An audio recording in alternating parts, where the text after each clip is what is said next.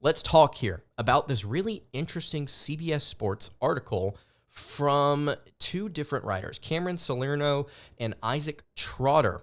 This came out yesterday, May 8th, and they wanted to ask the question, what would happen if Kentucky played Arkansas right now?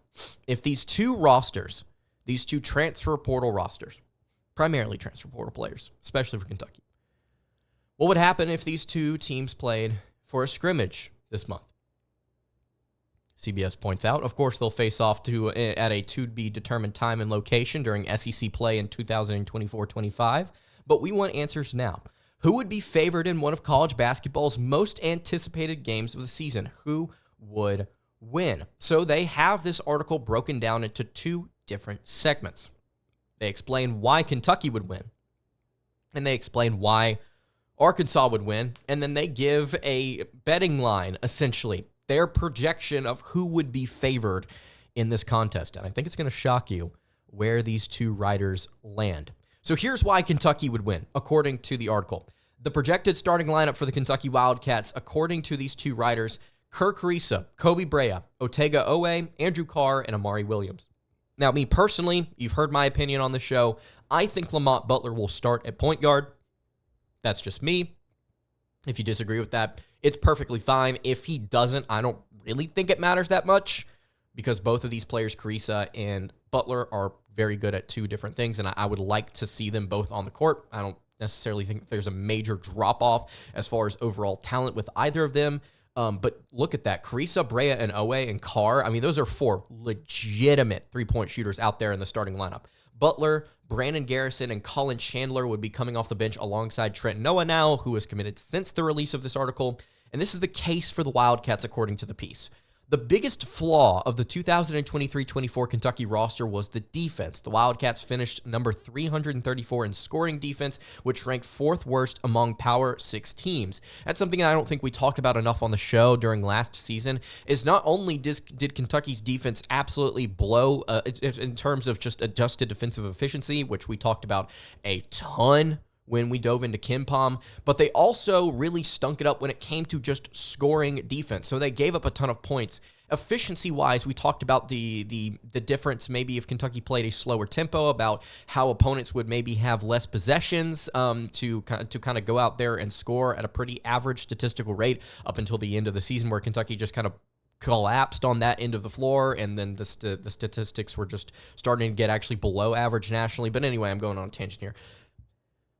CBS continues. Ironically, Arkansas's defense was one of the units that ranked worse than Kentucky in scoring defense. They actually were just 0.1 points underneath the Wildcats. While both rosters look different, Kentucky has done more this offseason to improve the defense, and I would agree with that. You look at Amari Williams. I think that he will be excellent for the Wildcats this season, protecting the rim. He was really good at Drexel, 3-time conference DPOY there with the Dragons, and then Lamont Butler was the Mountain West Defensive Player of the Year this past season. I think both those guys are going to be very important with Kentucky and their physicality. I think guys like, by the way, I think guys like Owe, who are perfect two-way players. I think guys like Noah as a freshman, I think they're going to come in and provide a little physicality. But CBS continues to go on. Carissa led in the Pac-12 in assist when he was at Arizona during the 2022-23 season. Last season, Kentucky's team finished number 2 in scoring offense, knocked down 9.9 three-pointers per game. Under Pope, BYU finished third in three-pointers made at 11.1 per game, and 41% of its total points came from distance per KenPom. BYU is number 14 in adjusted offensive efficiency, and with the 22nd ranked scoring offense, averaged over 81 points per game. CBS flat out says, and I completely agree, Kentucky has more bench depth currently than Arkansas, and that's just the benefits of what Kentucky's been able to kind of go out and do in the transfer portal. They've gotten, at this point, 7 different players to commit, 3 new freshmen coming in. I mean, it's a pretty solid rotation they've built out of different portal pieces, and I agree with Mark Pope whenever he described this roster as being brilliantly constructed by his staff to tailor itself to what Kentucky wants to do with their system this upcoming season. You can argue that Butler should be in the starting lineup of Carissa, but the latter is one of the best pure passers in the country that will help facilitate Pope's offensive system that did wonders at BYU. Colin Chandler might be the biggest wild card of the entire group. He hasn't played a minute of college basketball and yet was a highly touted recruit in the 2022 cycle. Arkansas has the talent advantage like most Calipari-led teams do when facing another opponent in either non-conference or SEC play. The combination of Kentucky's improved defense and the new offensive system is why they would win this game today. And we'll get to the line that they set on this contest in just a minute, but let's look at why Arkansas would win. The Arkansas projected lineup right now would be Boogie Fland, who did end up flipping to Arkansas, would be Boogie Fland starting at point guard, Nellie Davis or Janelle Davis, the transfer from Florida Atlantic, which, by the way, I just want to point this out real quick. Janelle played the 4 at Florida Atlantic. Actually, I'm going to go ahead and pull this up on KenPom. I'm going to pull this up on KenPom right now, and my alarm's going off. Florida Atlantic. I'm going to pull this up here on KenPom real quick just to show you guys because I love to talk about the rotations that this website shows you. So Janelle Davis or Nellie Davis played 68% of his minutes at the power forward spot. If you go look at the most frequent lineups over the last 5 games, the final 5 games of the season for FAU, only one of them had Janelle Davis at the 3. That's as high as he got in the rotation. Every single other lineup, and it's 10 different lineups, 9 lineups included Janelle Davis at the 4. The one with him at the 3 only was utilized 2.8% of the time. At 6'4", 203 pounds, I said this whenever we were talking about him potentially coming to Kentucky. I think he could slide up. I'm not sitting here saying, oh, well, Janelle Davis played the 4, so this article is dumb because he's not going to play the 2. I think he could. I just don't know if he will. I think he's more of a 3. And I think Arkansas may have work to do there, honestly, to kind of get somebody that's more of a true 2 into that system. And I know Florida Atlantic played a little bit smaller of a style of basketball, but I don't know. I think Arkansas could get another shooter in there. It's just my opinion. We'll get to the downsides of shooting in a second. But Carter Knox at the 3, Adu Thiero at the 4, who ended up committing to the Razorbacks, and then Jonas Adu, starting center from Tennessee a year ago, who ended up transferring to the Hogs. And then the bench options right now would be Zvonimir Ivicic and Billy Richmond.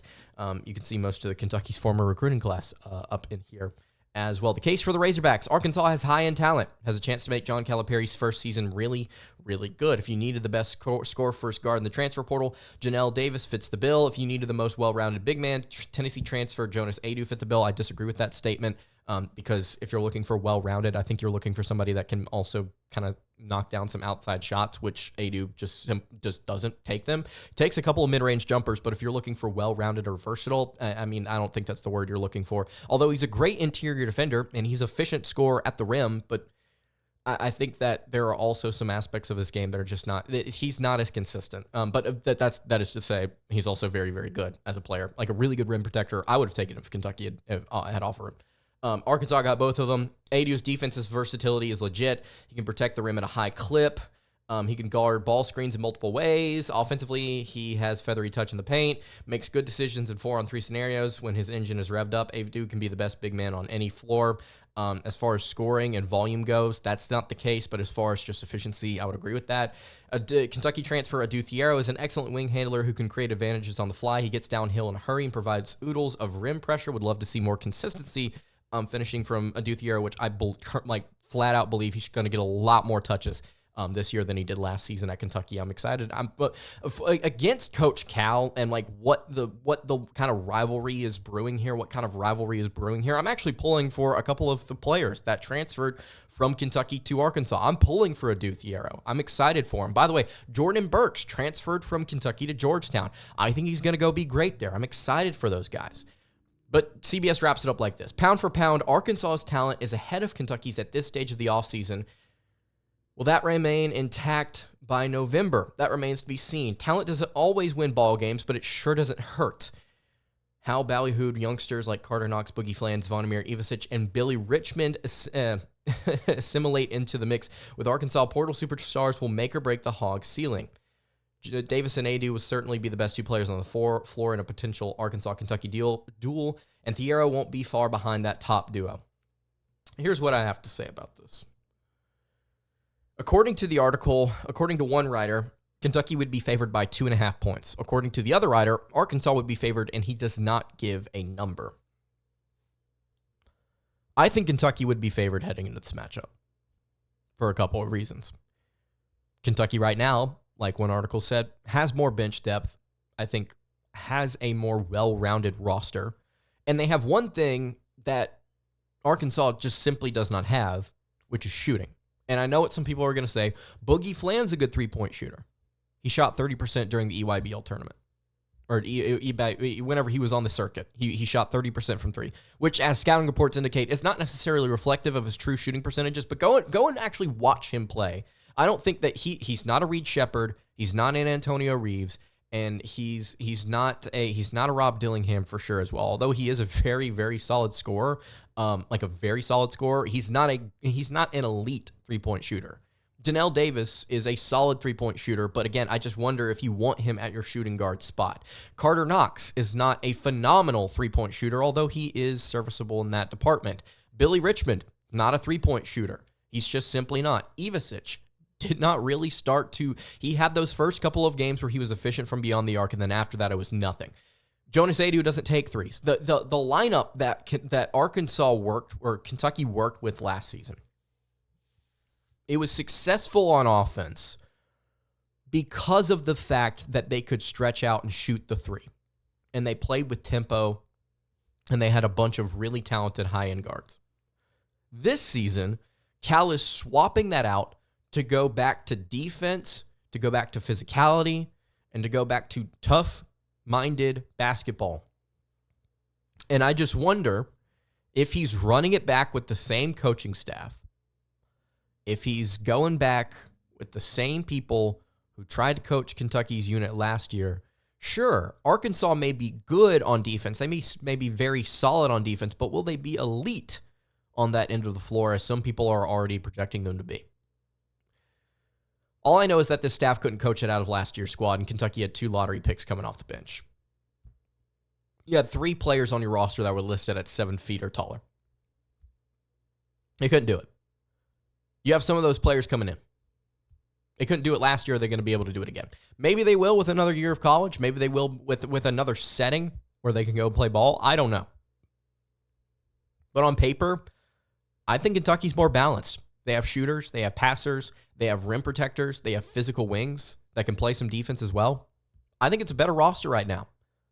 I think that offensively, Kentucky would be able to outpace the Razorbacks. I think that as far as experience goes, Kentucky has that in spades compared to Arkansas. Kentucky's got 5 or 6 fifth-year seniors at this point. Kentucky has gone from one of the most inexperienced to one of the most experienced teams in the country. They're going to go out there, and they've got some defense as well. I don't know. I think that Kentucky right now would win this matchup. That's just my opinion. I'm going to do an episode on this, like a full episode on Mark Pope versus Coach Cal at some point in the future. Not necessarily from, okay, what are their rosters look like, but from a coaching perspective. Forget the recruiting, from a coaching perspective. That episode's going to be coming up soon. I'm very excited to talk about it. Let me know what you think, though, about the Calipari versus Pope article that CBS Sports put out. Do you agree? Do you disagree? Leave it in the comments below.